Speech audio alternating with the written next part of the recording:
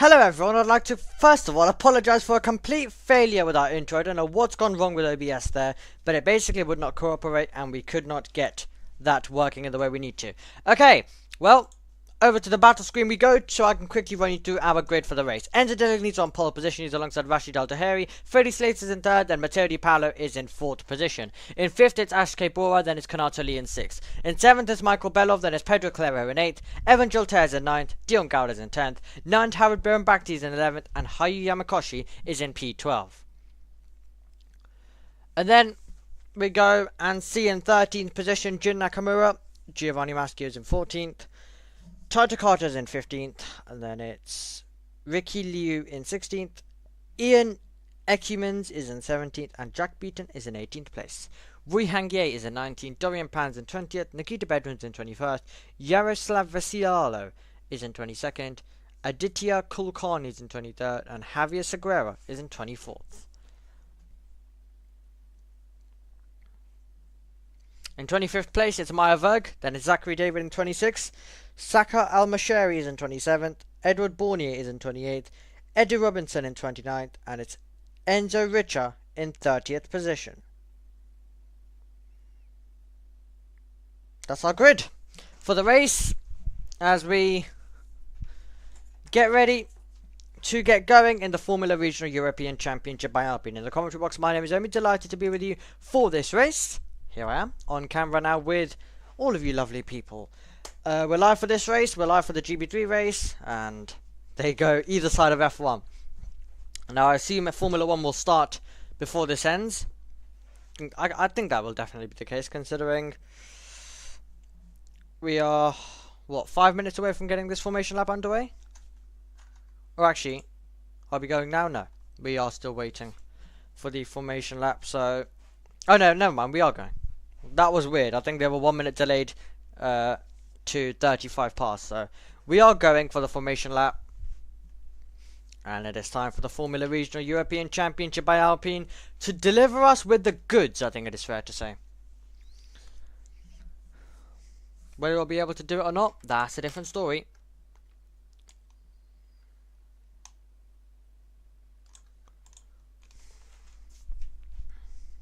We're on the formation lap. It's going to be a very, very interesting race, 100%. Okay, so now I've seen some things are wrong, so while I quickly fix that, let's head over to George Morgan for a little bit of information before we get going. Rashid Al-Taheri, we mentioned that not just his racing exploits have been praised as of late, but also his work in academia as well, and graduating recently. So massive congratulations to him as now the formation lap gets underway, and a very integral time for the drivers to get the tyres warmed up. Not that they'll need too much warming up based on how the temperatures are behaving at the moment. But we're going to be in for a very hot and volatile race, I am sure, with many contenders looking to break through inside the top 10. I got a chance to speak to Nanavad Birenbakti as well earlier on. Very excited about this race. Comes from a fantastic racing family. Of course, PT Birenbakti, a GT3 racer in his own right. But Nanavad, obviously the 18-year-old from Bangkok, Thailand, began karting in Europe. But since then, of course, 2022 single-seater debut in F4 machinery in Italian F4, but before making his way into the Central European zone in 2023 in F4 competition, taking a podium with PHM, and now, of course, since 2024 with FRECA, with Kick Motorsport initially, and now since moving to Trident, a great team, and have made huge strides as a unit, with Di Paolo picking up Trident's first ever win in the Formula Regional European Championship by Alpine. Yeah, absolutely. And that came his way at Misano in race 1. And he was also our winner, if you remember back to yesterday as well. So, overall, Di Paolo is doing great things at Trident. But it means that the pressure also lies on to a driver like Howard Birenbakti. But he's one to definitely keep an eye on. And one you can definitely not count out. I think it is the fairest way to put it. Here we go, lining up in position. This is going to be exciting stuff, everybody. It is the Formula Regional European Championship by Alpine. And we are bringing it down to the final corner, where they will line up in position and the race will begin. GB3 coming up as well later on, as I mentioned. Right now, though, all eyes go to FRECA. All the attention turns to FRECA. What is this championship going to deliver to us? What will Deligny do off pole position? It's going to be fascinating to find out. Into position we go with Rashid Al-Daheri. Can we see Enzo Deligny do something special? The driver starting on pole position. Rashid Al-Daheri starts in second. That's the front row. Freddie Slater's in third. Matteo Di Paolo's in fourth. Ashke Bora's in fifth. And then it's Conato Lee in sixth. Marco Bello's in seventh. Pedro Claro in eighth. And then it's Evan Gilter and Dion Gauda. That is your top 10. Lining up at the back is going to be the number 3 of Enzo Richa. The question lies ahead how he's going to be able to do. Well, everybody, it is time to find out. Well, in FRECA, we're getting all set and ready to go racing. And it is Enzo Deligny up alongside Rashid Al-Daheri. The green flag flies at the back. We will look to the lights. We will count up with 3, 4, 5. And we go racing in Budapest with a great launch of the line for Enzo Deligny. Rashid Al-Daheri tucks in the slipstream as Freddie Slater puts the pressure on his teammate down towards the first corner. Our winner from yesterday, Matteo Di Paolo, in P3 for the moment. Wheel to wheel we go into turn 1. Al-Daheri around the outside, but Enzo Deligny has got that one covered. He maintains the lead through turn number 1. Down towards turn 2 we go. Al-Daheri defending from Slater. Slater around the outside. Can he make the move all the way around the outside? He's feeling brave. He's got into second place. I thought it could have been the lead. He had a nose in there, but he backs out of it. He's in second. Can they all make their way through? As we have Bedrin battling further back. Off the road we go with Nantarad Birnbakti. We were discussing about him in the pre-show. It's Deligny. Then it is Slater. Then it is Al-Daheri. As Di Paolo in fourth with Bora in P5. What a start! Incredible stuff. I believe there was a staller on the grid as well. I wonder who that was. Could it have possibly been Nikita Bedrin? Are they all going to be able to get through cleanly? It looks like they will. And it is 29 minutes plus 1 lap to go. And we've got a spin. Round we go. And that will be disappointment there. Losing the car off the road goes one of the RPMs. And that is going to be disappointment. Dropping to the back of the field will be Giovanni Maschio, the driver who had a big incident in Zandvoort, of course, in race 2, is round once again. So that's disappointment for Maschio as he finds himself surely out of the contest, and we will surely need a safety car. We will need a safety car unless he can keep going. He'll hope he can keep going. Let's take a look at a replay. Oh, he was wheel to wheel there. Is that where Jack Beaton, I wonder? I think it was Jack Beaton that he was side by side with. According to our driver tracker, there's no stationary cars, so we have to assume that they've all been able to get going. Here we go. Into the first turn. Prema up the inside. That is getting super tight stuff there. And that's Beaton, who was powering away by at that part of the circuit. Into turn 2. Having a look up the inside is the number 56 at the moment. And they have gone to single file stuff. They find themselves going to the single file now after what a dramatic start that was. As we throw it through. So Deligny with an 8/10 advantage when they came across the line to Fred Slater. Al-Daheri's dropped massively back and he's under pressure. Major pressure from Matteo Di Paolo. Oh, off the road we go with the Van Amersfoort car. Off into the gravel trap with the number 55 there. And that will be Dion Gauda, who's going to find himself losing positions. Not what Dion Gauda would have wanted at all. The incident between car 99 and car number 5. So, of course, car 99 is Giovanni Maschio, but car 5 being Ricky Liu. So it was actually Ricky Liu who was side by side. The camera angle made it look like that it was with Beaton, but it was actually Liu. Of course, the FIA have better angles than us. Have all of the clips available at all times. That was late on the brakes there. Trying to find a way through was Evan Gilter. And he was very nearly sending it into the back of his rival was Gilter there.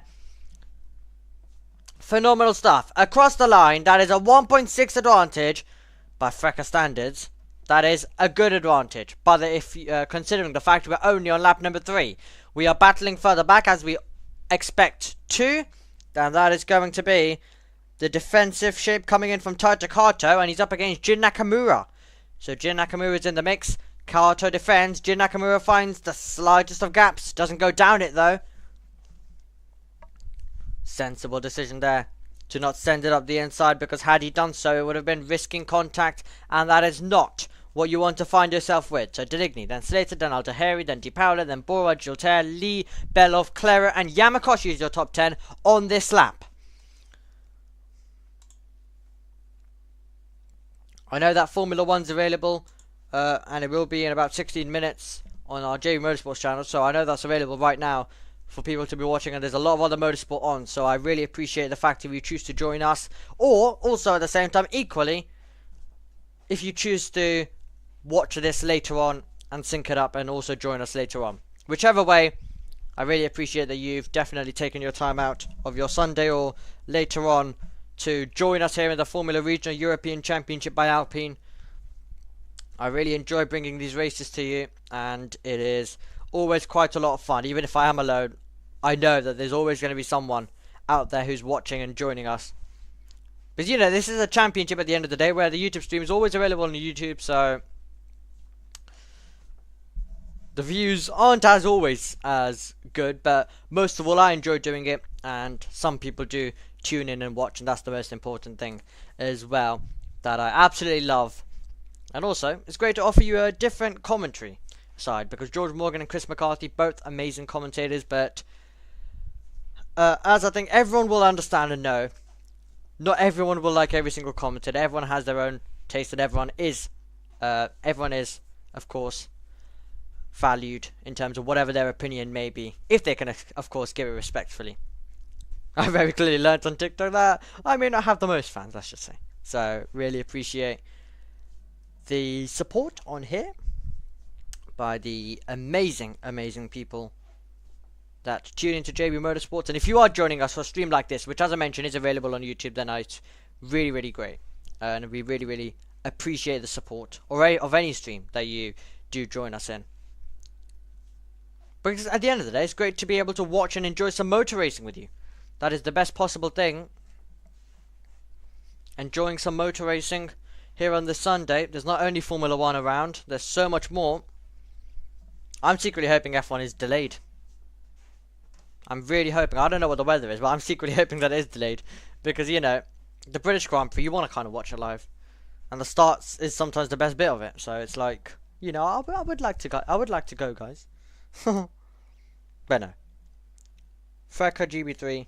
Considering I'm not on the F1 commentary, GB3 and FRECA would take precedent. And even if it doesn't, then we'd make sure that this coverage is delayed and it does get given.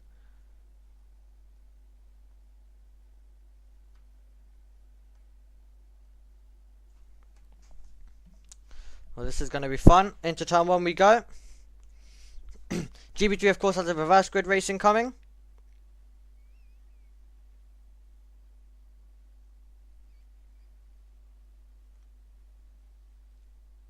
Just seen some news. Now, this isn't official, but it looks like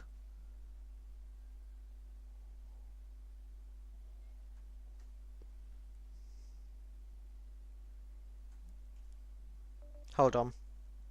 This is FRECA related, believe me. I'm on my phone, I know, but this is FRECA related. Bobby Parsons, who's a motorsport journalist, is saying that Freddie Slater is joining Trident's F3 team for 2026. So, by no means is this official, okay? Just want to get that out. This is by Bobby Parsons, who is a motorsport journalist, and he's suggesting the fact that that's what we're going to see. That's if that is the case, then myself and Tom's predictions will be correct. My word, 3 cars all off. Just scampering out wide, but continuing on. That's what I got distracted with. Maya Berg's in the pit lane. What's happened to her? Well, she was in the pit lane, rather.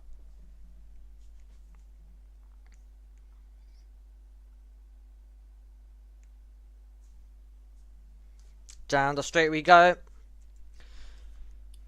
think we're kind of in the building procedure, aren't we? In this race, waiting for something to happen.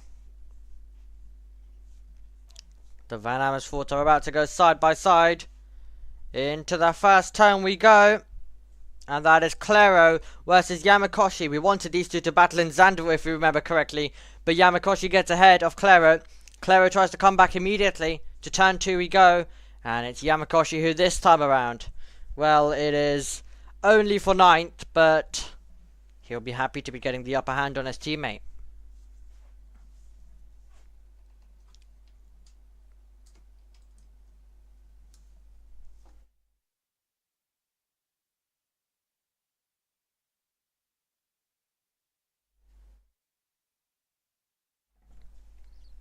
We make our way through.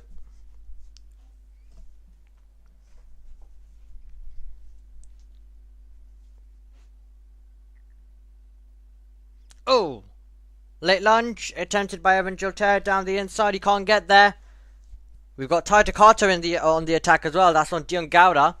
So Kato trying to get past Gauda, let's see whether he can do. He might have an opportunity even in the final sector. Is he going to wait for the straight, or does he go for it now? He's placing the car on the outside. Into the braking zone we go of turn 13. We head to turn 14 then. If you are our race leader, you're making your way towards turn 1. And not the same pace that we've seen this season for Slater being demonstrated at the moment, which is nice to see that this isn't just a complete domination of a season. But yeah, we asked the question whether Slater would pick Trident. I definitely suggested so. Might just be the case. I'm seeing a static dot on my driver tracker, and here's the reason why. Jack Beaton in the Prema goes off the road. Can he keep this one going, or will we need... Oh, there's a fire. There's a fire. There's a fire for Jack Beaton. He needs to get out of the car immediately, and we'll need a safety car. Safety car is deployed. There's a fire on Jack Beaton's car. The camera cuts away.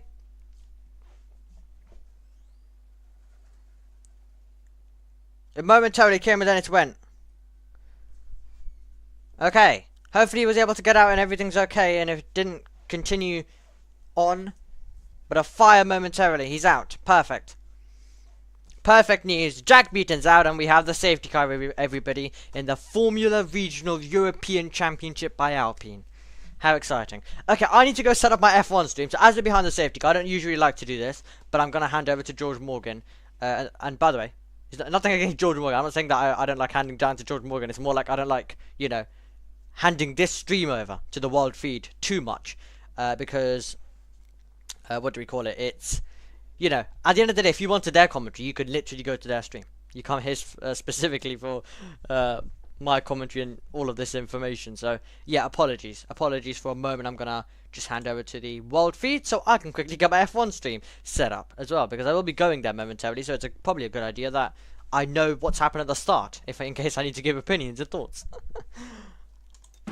Who is a fantastic character, and obviously it's been a really difficult run for him since the race at Zandvoort, and arguably a driver of his caliber just needs a good bit of fortune to turn his season around. We know how good he can be. I mean, you don't have a podium count like that in Italian F4 without having some bearings or certainly some talent there, and just seemingly something isn't quite... The puzzle isn't quite fitting together correctly as it should so far at the early start of this season. It was certainly boding well at Misano, where he opened up some decent results, a decent couple of points finishes with a 6th place finish in race 1 and 7th in race 2. Also came out with double points in Spa, also with a P8 and a P10. He did indeed, and that's a great performance as well, so he'll be quite happy with that one. Thank you very much, George Morgan, as well. Right, so... we have the safety car coming in at the end of this lap. I'd quickly like to say in the chat, hello to Jared McKenna. Hopefully I've got that right. I know sometimes I can butcher names, simple names even. Yeah, hello to Jared McKenna. Great to have your company as well with us. And thank you for coming in and saying hello. Which, yes, that's the most, which, even if you are only here for a few moments, because, you know, at the end of the day, Formula 1's the pinnacle. I know everyone would like to go watch that. please head over to our main JB Motorsports stream. But even if you're just popping in to say hello, it is great to be able, for you to be able to join us for a few moments just to keep an eye on things, what is going on. And for now, what I can tell you what is going on is that we're going to get the safety car in at the end of this lap. As the preparation goes on for the British Grand Prix, I can see to the left of screen, my full focus is on FRECA until probably the F1 start, where I'm like, you know. But don't worry, I think this race will calm down by then. If not, then still, I'll be calling this. Whatever is going on there, I don't care. Here we go. Enzo Deligny, about to take us to the green flag racing, and in the Formula Regional European Championship by Alpine, Deligny takes us through 13, heads us towards 14, and will take us back to green flag running in Budapest. And it's a good restart as well from Al-Tahiri, who's on the back of his teammate Freddie Slater. Di Paolo will be in the mix as well as we go racing once again. Deligny, Slater, Al-Tahiri, the top three. In towards turn 1, Deligny with Slater closing in. Slater needs to try and stay close on this restart, so then he can go and attack later on, because that's what he lost, the 1 second. He didn't have the slipstream anymore. He's got to ensure that he has that. He needs a good restart if he wants to challenge for victory, with still half the race distance and even 1 lap extra beyond that still remaining in this. We make our way through this part of the circuit. Deligny, Slater, Al-Tahiri, Di Paolo and Bora, the top 5. And Bora is a driver who will be in contention, trying his absolute best to make things work. Will he be able to do it? Who knows?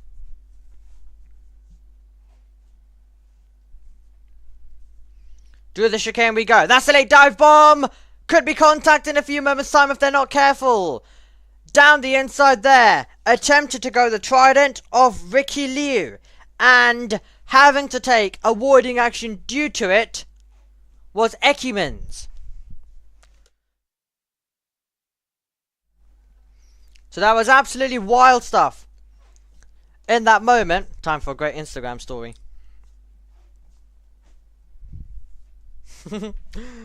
Mid-race. Oh, we got a car off the road. Never mind. That is... Who's that? It was the Prema car who went off the road of Pan, I believe. It's important to note, beaten according to our timings. Our timing suggests he's still running. We'll have to double check with you on that one. It doesn't look like he's still running though. Battles everywhere we look.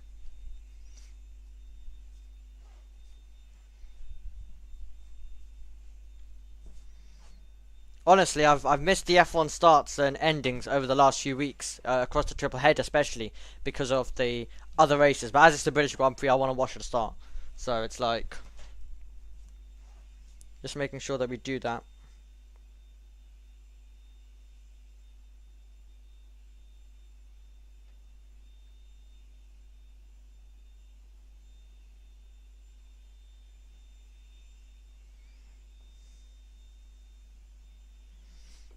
Turning out to be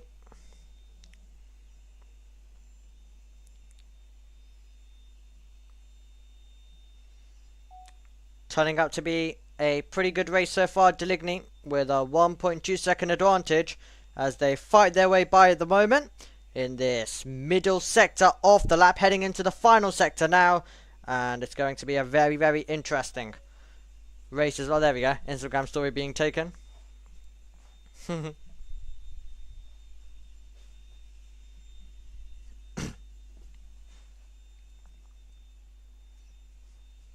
What a race. What a race this is turning out to be. Down towards the first corner again. That's the call.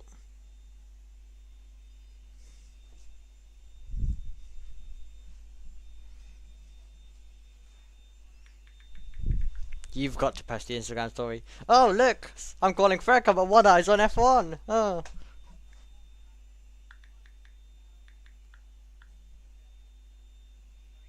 Oh. I was like, where's that audio coming from? And it's myself that was commentating to you guys at the time.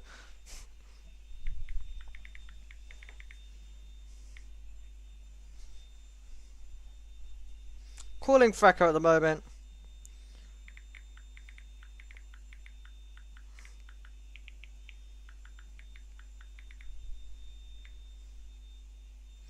One eye on F1. There we go. And I've got to charge my phone because I've just noticed it's 4%, so it's like, what the hell? So, I'm going to momentarily jump out of shot, everybody. Apologies.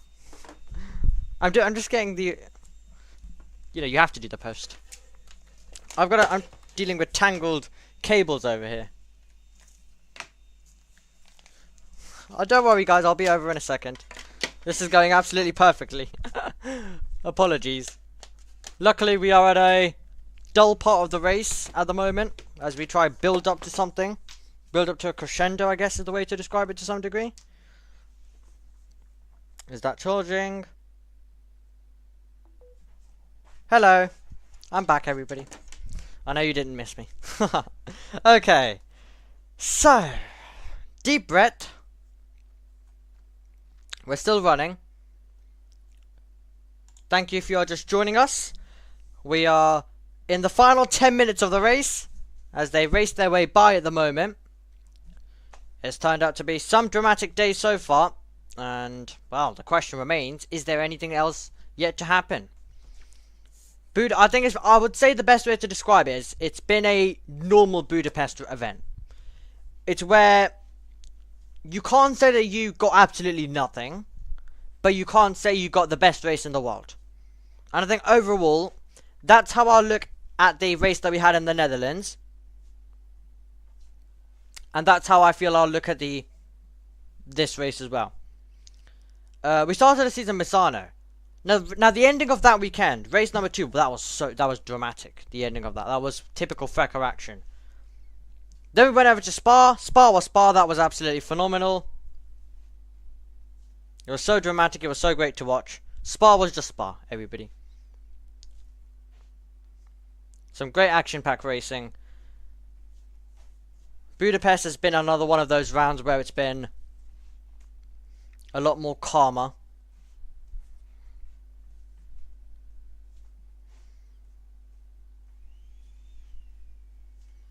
Which I think you can understand why.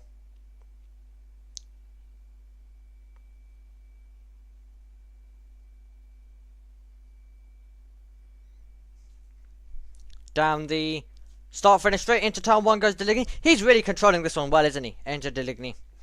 The driver who found himself coming into this event 3rd in the championship has had a best result of 4th this season, and he's about to take victory.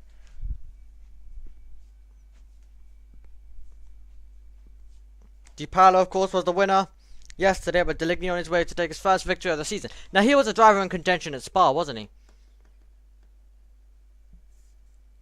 He was a driver in contention at Spa. Couldn't get there. But yeah, Slater not able to demonstrate the exact same pace that he would have wanted.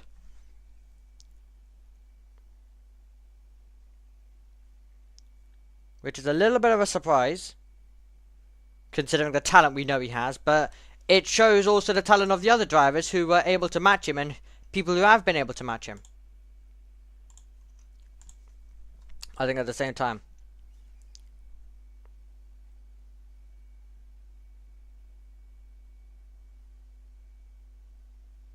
I think it is quite fair to say, as we fight our way and make our way through.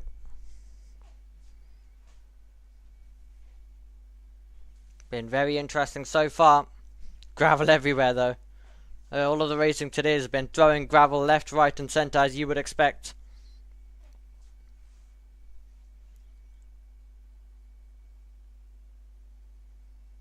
And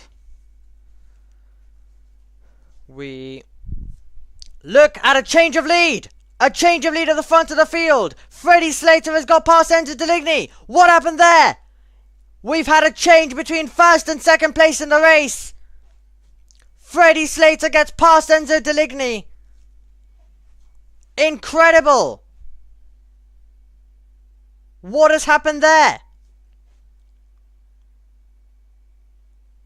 Why have we seen a switch? How have we seen a switch? Slater gets by. But yeah, my question is, why have we seen a switch? Was there an issue? What's happened?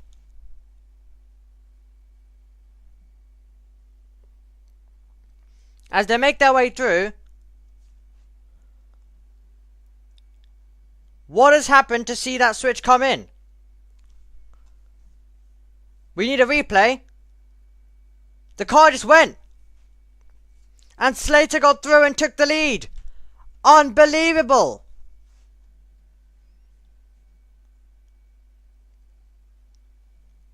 It means our new race leader is Freddie Slater. Absolutely brilliant stuff. What an absolutely brilliant moment in the race. That was dramatic start. A dramatic stuff from the start.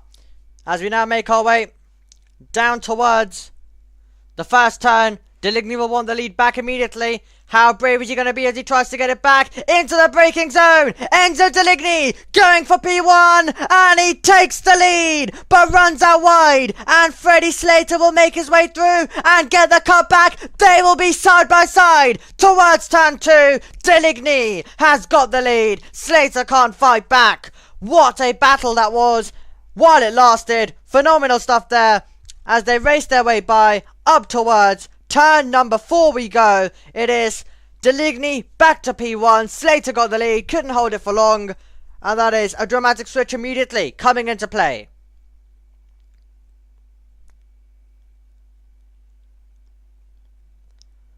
The F1 started exactly when that happened. So I did mention that, you know, in case it was calm, I could just watch that for a second. In case it was dramatic, my full attention's here. And it happens at the exact same time. Literally at the exact same time. That change of lead. Oh my word. What a move.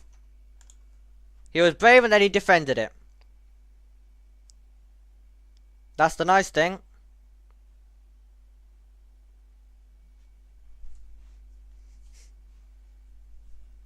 As they make their way through. Been a very interesting race so far in the Formula Regional European Championship by Alpine. And it's continuing at the moment. As we go down towards the first corner. Slater with a completely altered goal.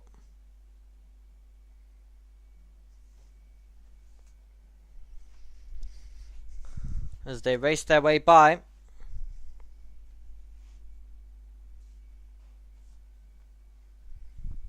Just been quite the crazy start.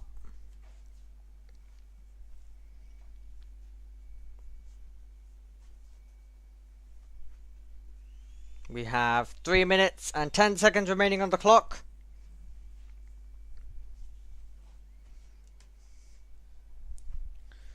Through the braking zone we go.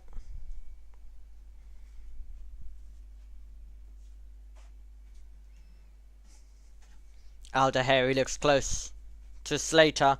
Could be a great battle to come. As they race their way by. And Deligny is doing well, I think it is fair to say, at this stage. A really great round. He's put together this brilliant race, which... What happened wasn't his fault. It's tight. It's close. Sure, he's had an issue again. Slater's right on the back. Slater's right on the back of him. It was looking calm one moment. It's looking wild the next. Does Slater get a run? Does Slater get a chance out of the final corner? It will need to be brave. It will need to be late. Deligny knows he has to break the toe. The British driver getting closer and closer to the lead. Deligny is going to control this one into turn 1. But what is happening through that part of the circuit? Why is he slow coming out of it? Because he's got the pace. But Slater just is so close. He could have had a dive bomb even last time around.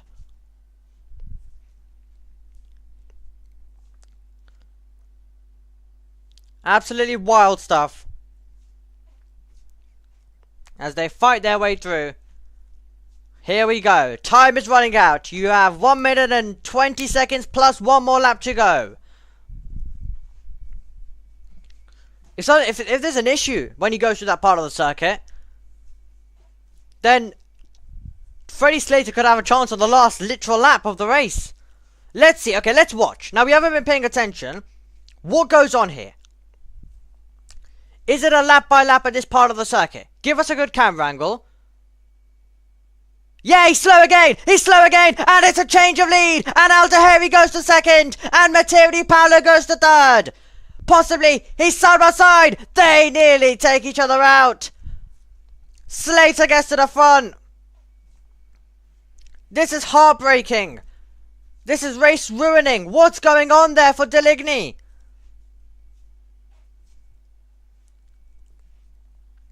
What is going on for Enzo Deligny?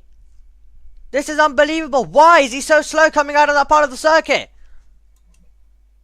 And whether he's got a problem inside his car, I'm not quite sure, but in came as well Matteo Di Paolo, who was trying to grab himself a podium place. Deligny seems to have recovered again. 6 seconds left to go. Then we'll hit 0, and then the additional lap will come into play.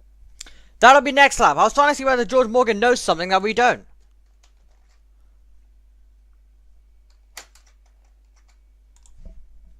What is going on? Let's watch again. Will he be slow this time? We go through turn 4. It's an issue at that specific part of the circuit as well.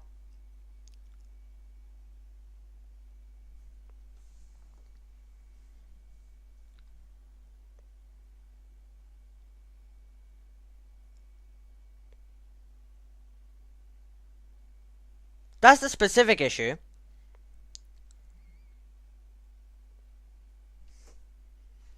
But we're on the penultimate lap, and in a race where we thought, okay, watch this, watch Deligny.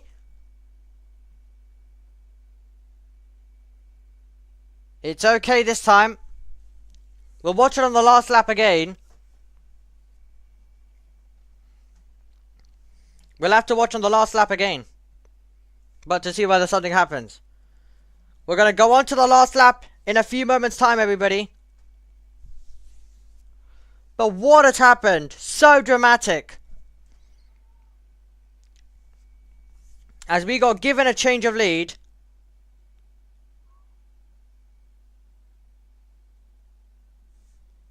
That's incredible. We got given a change of lead somehow in a race where Slater didn't have the pace over Deligny, I think it's fair to say, to win it. But he's going to get the position.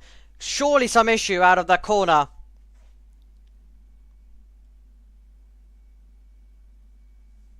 Which is costing them an opportunity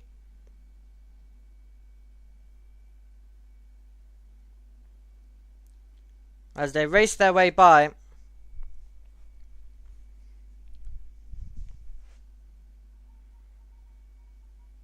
It's been dramatic so far, hasn't it?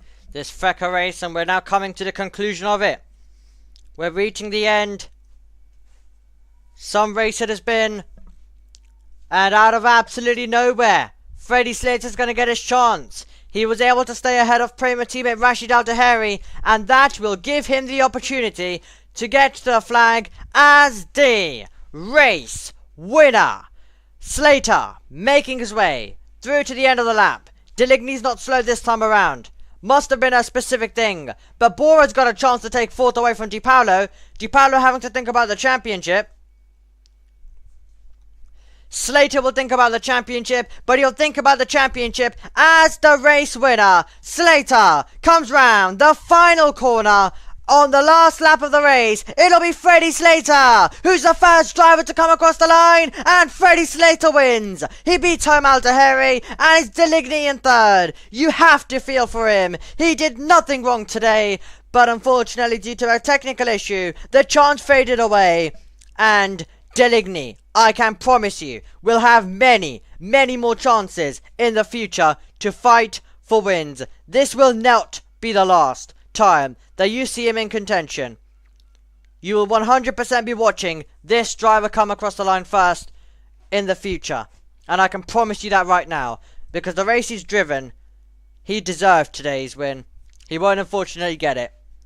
But that's the way motorsport works, unfortunately, sometimes. But Slater has done it. Okay, well, from FRECA, we say thank you very much to you for joining us. We have really appreciated your company today. And we would like to thank you for all of the support across the streams this weekend.